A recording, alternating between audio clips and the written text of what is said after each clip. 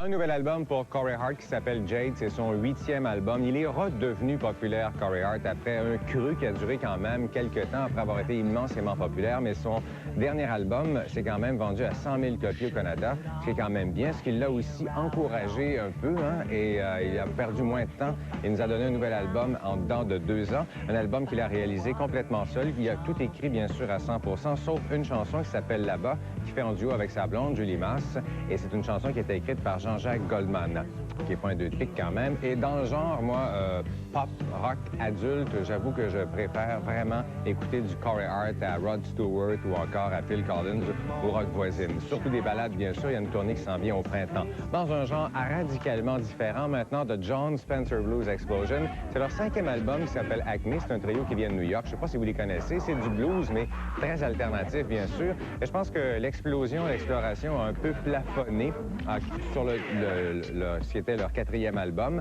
C'est quand même un bon disque, Acme, mais ça surpasse pas Orange, qui était probablement leur meilleur disque, qui était leur 3e.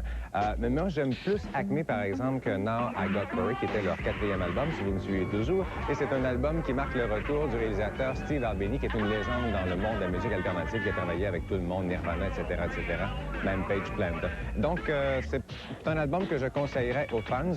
Le single qui s'appelle Talk About the Blues est vraiment la tune la plus flyée de l'album. C'est une bien bonne tune. Extrait.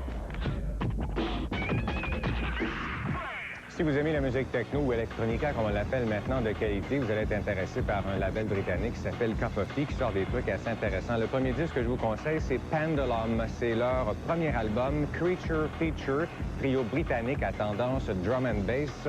C'est assez up-tempo, ça se danse, c'est complètement instrumental. C'est pas un album mémorable, mais si vous aimez expérimenter, c'est quand même un disque que je vous conseille, Pendulum. C'est vraiment intéressant. Une coche en haut de ça, c'est un groupe qui s'appelle Finger.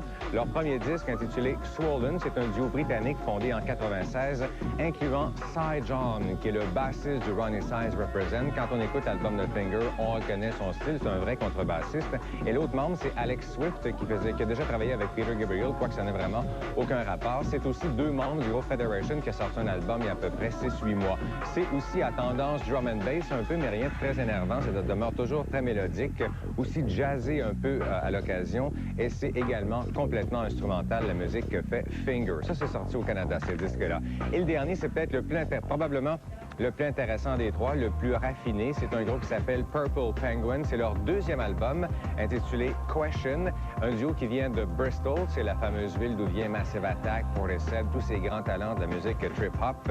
Et peut-être que le nom vous dit quelque chose. Ils étaient au festival de jazz l'été dernier à Montréal. Ici, on a plus à faire vraiment à du trip-hop pur, à saveur jazz, un peu funky aussi à l'occasion. C'est très riche musicalement, avec des petits accents de xylophone, de saxophone, de guitare funk, d'orgue, de vieil orgue, style un peu, là. C'est vrai. Et moi, j'avais apprécié leur premier album, mais celui-là est drôlement supérieur. C'est un très, très bon disque.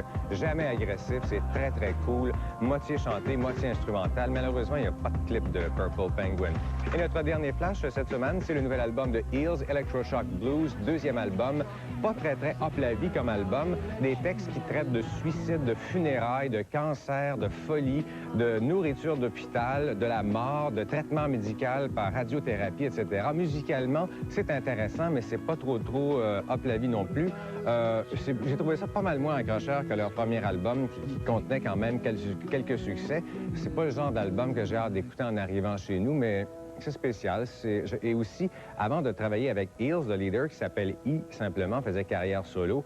Et ses albums ont passé complètement dans le beurre. Je pense qu'avec cet album-là, il y a des chances de retourner dans l'oubli parce qu'il n'y a pas de hit évident. Mais ils ont fait un très beau clip. C'est bon quand même. Last Stop This Town.